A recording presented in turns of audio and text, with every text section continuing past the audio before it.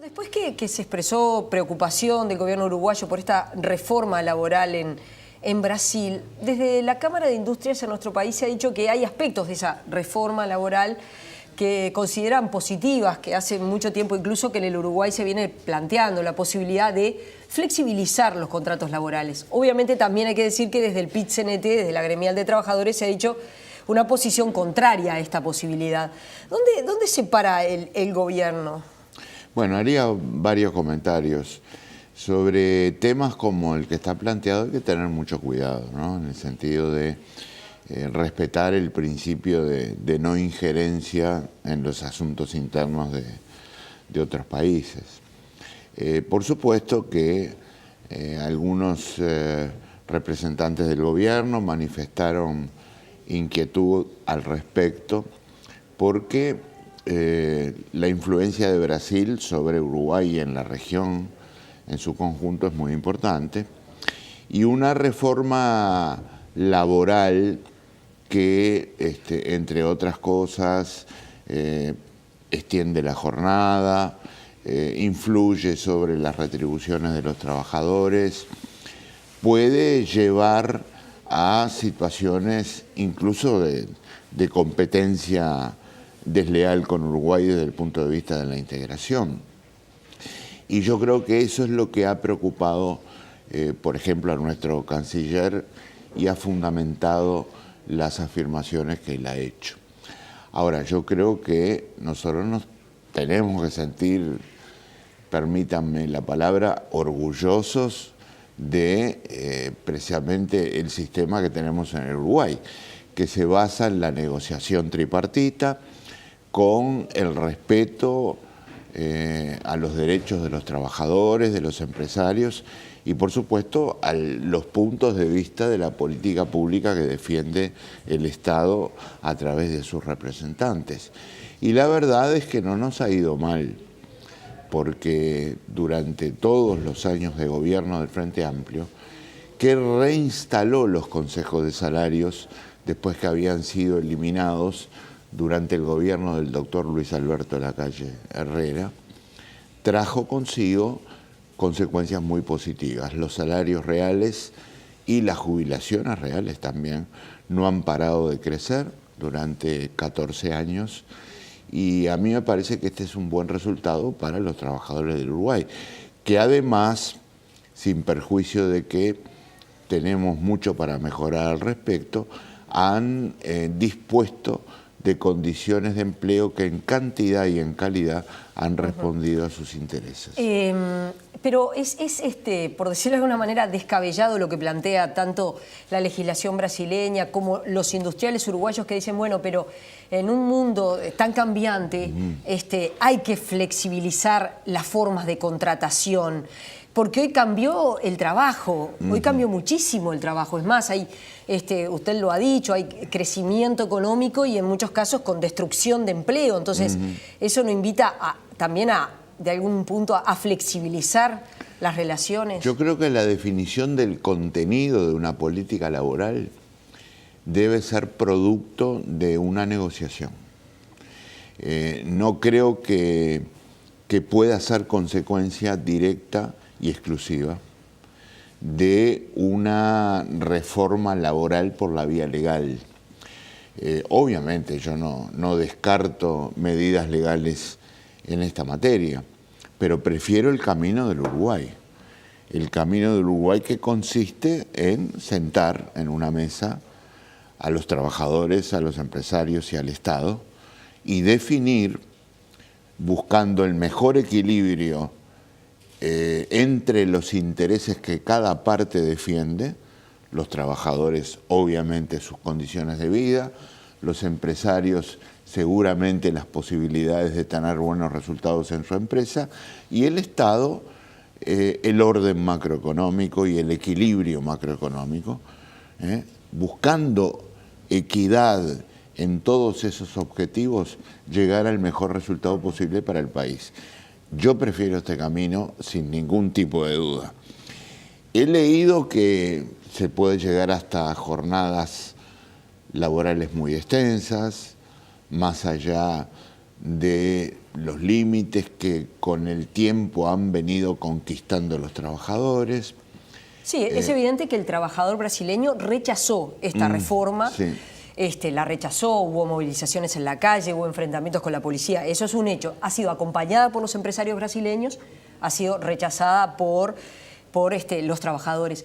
En el caso de Brasil, una vez que Uruguay se pronuncia y manda la nota y plantea reunir los organismos de Mercosur, Brasil ha señalado que va a convocar al embajador uruguayo. ¿Ha tenido una actitud un tanto hostil Brasil hacia las posiciones que ha tenido el gobierno uruguayo? Porque no es la primera vez que desde que gobierna el presidente Temer hay choques entre el gobierno uruguayo, encabezado por el presidente Tabaré Vázquez, y el gobierno encabezado por Temer, ¿no? De acuerdo con la información de la que dispongo, ha sido simplemente una consulta que yo llamaría informal. No ha sido llamado nuestro embajador para que presente formalmente sus explicaciones al respecto. Y esto hay que entenderlo también, porque si un país ve que autoridades de otro están opinando sobre definiciones internas del primero de ellos, hay que comprender que se pregunte cuál es la posición, en este caso de Uruguay, cuáles son los objetivos que persigue, cuáles son los fundamentos sobre los que se apoya. Pero vuelvo a repetir, respetando el principio de no injerencia en los asuntos de Brasil, yo diría que tenemos que estar muy contentos con el camino que nos hemos dado los uruguayos y seguir transitando por el mismo. Y tener mucho cuidado de algo que mencioné hace un par de minutos, y es de las consecuencias que una aplicación de una reforma laboral de este tipo, por la vía de la competitividad de nuestros productos, de nuestro comercio mutuo, de las exportaciones de Brasil a Uruguay y de Uruguay a Brasil, podamos tener y perjudiquen a nuestro país. Eso hay que cuidarlo también. Y hablando de inversiones, está sobre la mesa todo el tema de UPM, que se ha señalado que en los próximos días seguramente se conocerá la posición de la empresa. Recuerdo que en la última entrevista que estuvo usted aquí ha dicho que, que no se puede decir que no se va a hacer la inversión, tampoco se puede confirmar. La negociación es difícil, es dura, se puede definir así. Bueno, en primer lugar, todavía no hay una decisión tomada. Estamos en pleno proceso de negociación. El próximo paso, si es que llegamos a él, va a ser un acuerdo de inversión. Pero luego la empresa, más adelante, tendrá que tomar la decisión final de inversión. Para preparar la primera etapa, el acuerdo de inversión, que, digamos, podría esperarse tuviera lugar el mes que viene, en septiembre, o a más tardar en octubre, se está discutiendo. Y se está discutiendo con mucha profundidad y con mucha detención. Estamos hablando, lo quiero recordar, de la inversión más grande de la historia del Uruguay. Y estamos hablando de la inversión más grande de la historia de UPM. Nunca UPM hizo una inversión de este tipo, ni en Finlandia, ni en ninguna parte del mundo. Estamos hablando de una inversión de 5.000 millones de dólares. Digo esto y lo recalco para que se vea que no son cuestiones fáciles o superficiales las que se están discutiendo. Para poner un ejemplo, con la propia UPM se está discutiendo mucho más el contenido de esta inversión que el contenido de la primera inversión que hizo UPM. Aquella primera inversión de UPM, que hoy, gracias a Dios, funciona perfectamente bien y de acuerdo con todo lo acordado, con todo lo establecido, será recordada por los diferendos que tuvimos con la Argentina. Claro. Y esta inversión, en caso de realizarse, será también recordada por las importantísimas materias que hubo que discutir. En materia de infraestructura, en primer lugar, en materia de condiciones económicas, en materia de energía, en materia de transportes, uso de los puertos, facilidades en los puertos y sobre todo en particular, mencioné al principio infraestructura, lo que presentamos ayer, ¿verdad?, que es la instalación de una línea ferrocarrilera de unos 270 kilómetros de extensión entre Paso de los Toros y Montevideo. Línea que se va a construir de acuerdo con decisión que tomó ya el gobierno, de cualquier manera, haya acuerdo con UPM o no haya acuerdo con UPM.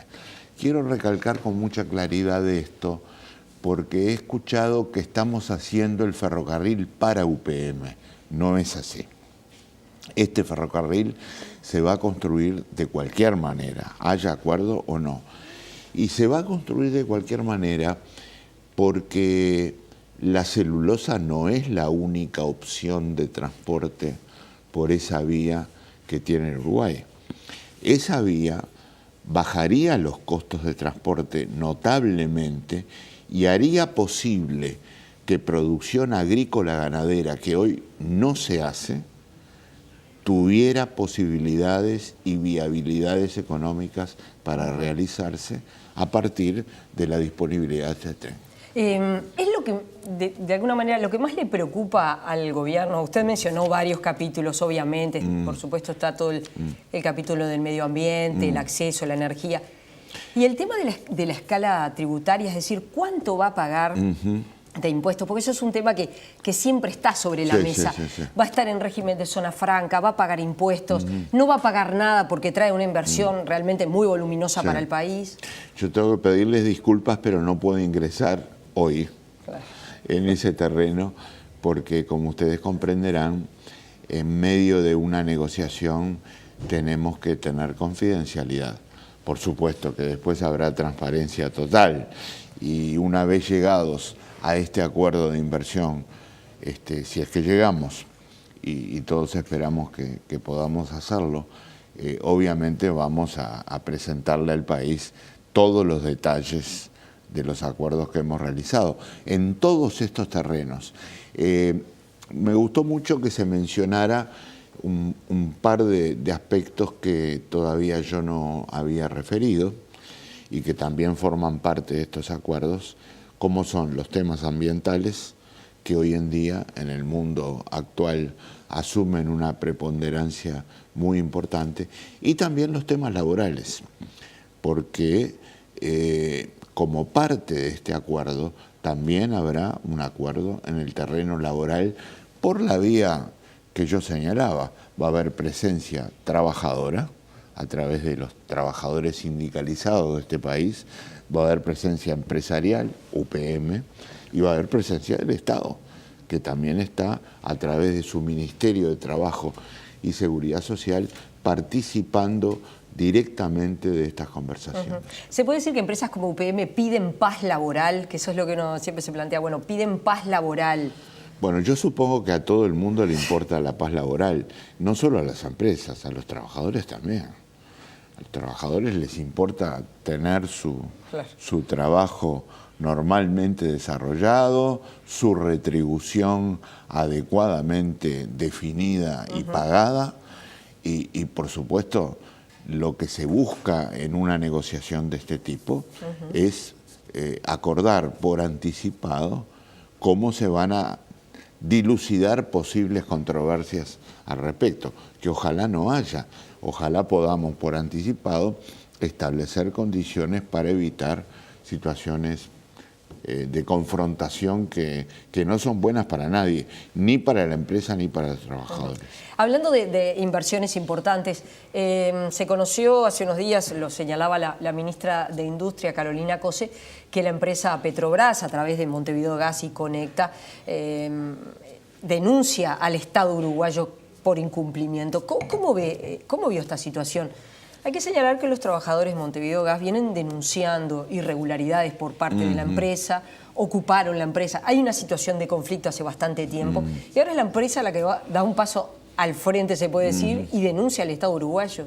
Bueno, veremos en qué consisten los términos de esa denuncia. Sinceramente no los conozco. Tendría que analizar la acción que ha llevado adelante esta empresa y obviamente también tener en cuenta los intereses que defienden los trabajadores, una vez más. Aquí también es protagonista el Estado. Como se sabe, el Estado tiene una participación en este emprendimiento y por eso creo que hay que estudiar bien los temas de la propuesta, que en este caso hace la empresa, y tomar posición al respecto. Respecto a lo que se aprobó en la rendición de cuentas en la Cámara de Diputados, que ahora está a estudio en el Senado, está muy sobre la mesa el artículo 15, que el Frente Amplio acordó con el diputado Fernando Amado para poder aprobarlo, que prevé que el Estado pueda administrar cómo paga los juicios. Ahí podrían entrar muchas situaciones, desde los judiciales hasta las demandas de empresas multinacionales, pero también se está diciendo, bueno, pero es inconstitucional. Incluso desde el Partido Colorado se dice, bueno, nosotros estamos dispuestos a juntar firmas para que caiga, porque está violando el principio de separación de poderes, va a haber un pronunciamiento de la Suprema Corte. ¿Cómo se está viendo esta situación desde el gobierno? Bueno, el contenido de este artículo, hasta el momento de su aprobación en la Cámara de Diputados, fue muy trabajado y tiene antecedentes que fueron corregidos, como el artículo 733 de la Ley de Presupuesto. Fue muy trabajado, fue muy corregido.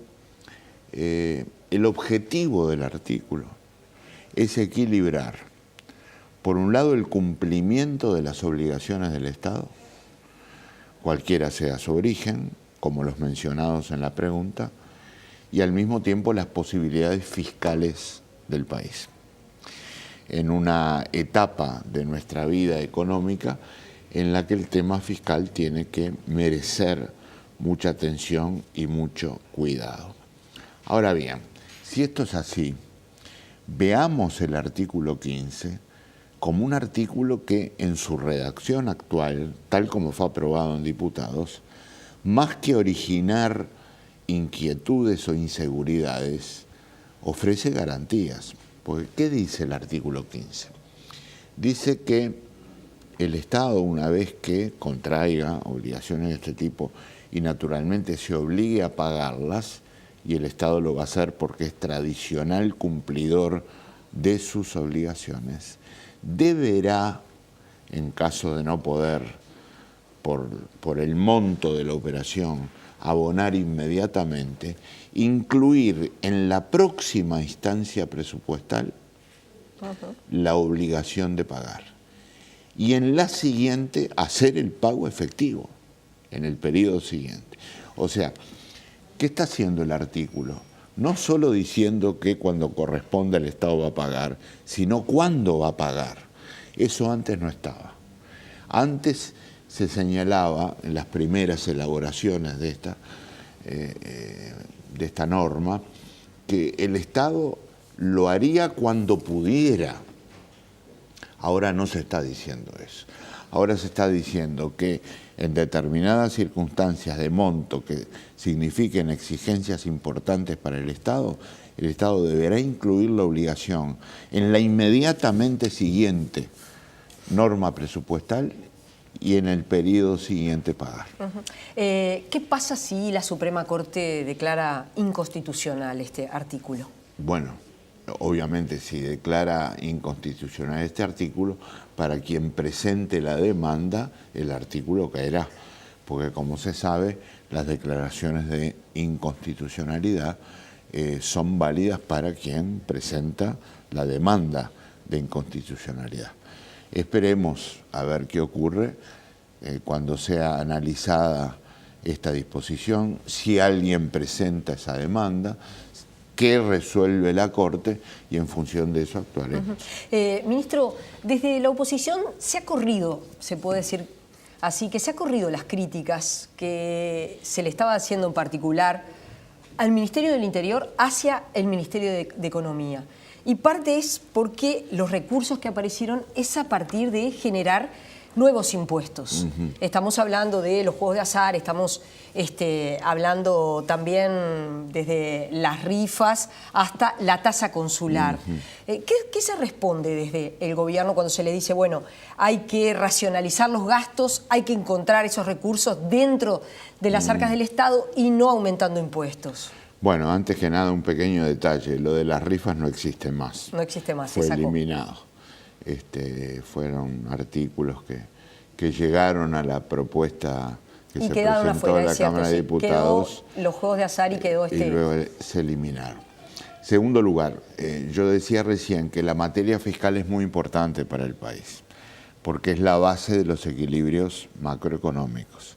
Tiene que haber consistencia entre la política monetaria, la fiscal, la política de ingresos, y eso es lo que el país tiene que asegurar. Desde el punto de vista económico, la economía real, el país está recuperando niveles de crecimiento bastante importantes. Tuvimos un muy buen último trimestre del año pasado y un muy buen primer trimestre de este año. En el primer caso crecimos 3.4% y en el primer trimestre de este año crecimos 4.3%. Esto es, la economía está en recuperación, digamos así, desde el punto de vista productivo y real, que es el primer punto de vista que nos tiene que importar a los uruguayos. Y luego quiero mencionar también que tenemos aumento de las exportaciones, que el núcleo duro de la industria, que fue el que quizá haya sufrido más el enlentecimiento que tuvo la producción uruguaya entre 2015 y 2016, ha tenido, hace muy poquito tiempo, se midió el mejor trimestre desde 2011 en adelante. La inflación ha caído a 5%, es la menor inflación en los últimos 13 años. Cuando se hace un juicio sobre la economía, hay que tener en cuenta todo esto, me explico, todo este conjunto de aspectos. Y a mí me parece que tenemos que sentir estímulos de que la economía uruguaya esté evolucionando positivamente. ¿Usted siente eso de que la oposición está haciendo centro en criticar al Ministerio de Economía y en criticar las políticas económicas?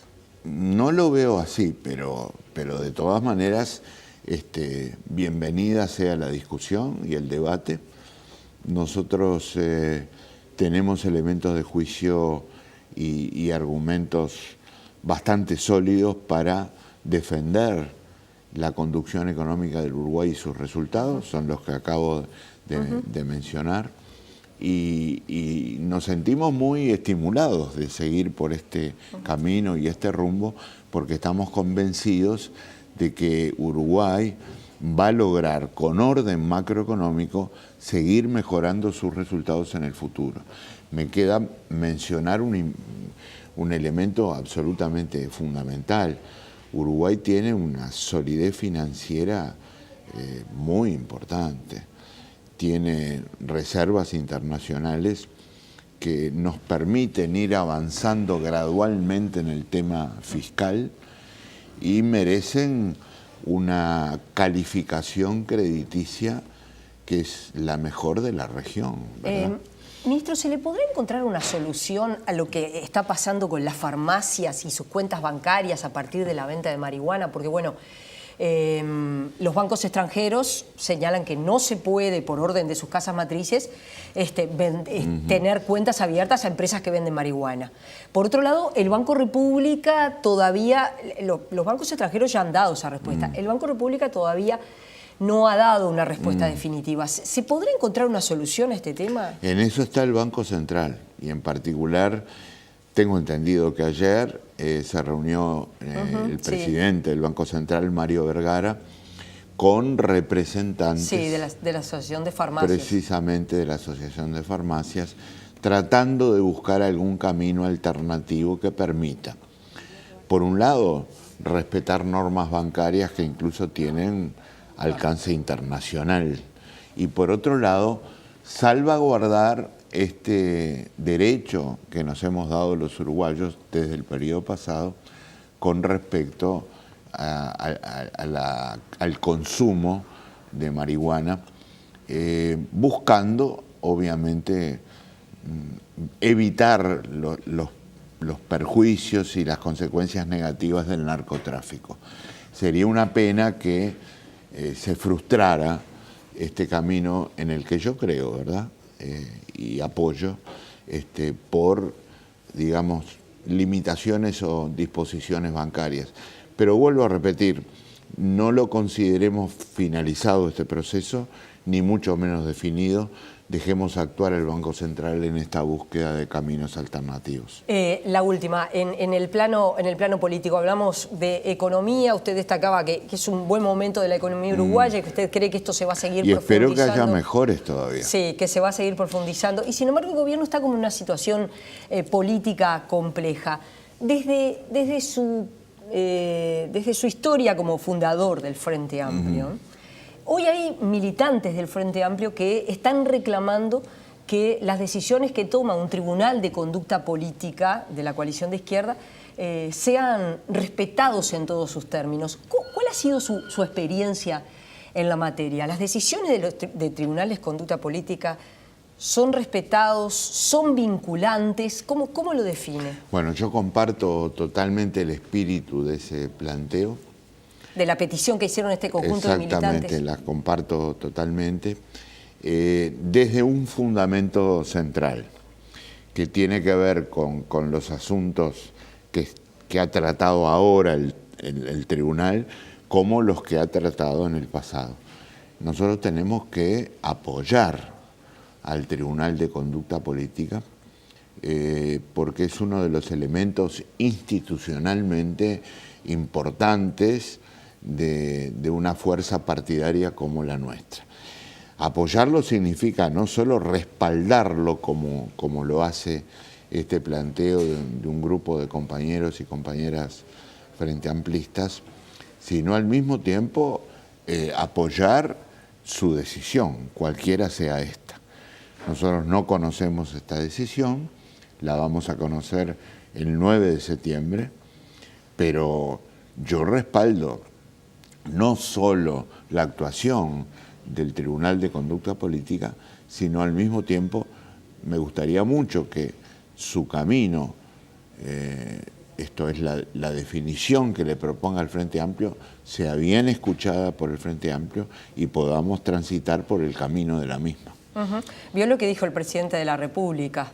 Si hubiera un fallo adverso del tribunal, yo daría un paso al costado. En su caso, ¿cuál sería su posición? Yo no quiero agregar, si me permiten, sí, nuevas declaraciones, reflexiones, sobre todo de índole personal.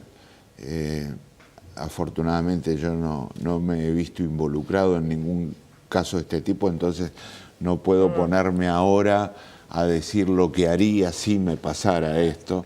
No quiero decirle, no creo que agregue nada importante a lo que se está dilucidando en el Frente Amplio con una afirmación de este tipo, pero sí quiero decir que apoyo totalmente al Tribunal de Conducta y desde ya por anticipado, cualquiera sea su decisión, la decisión que tome.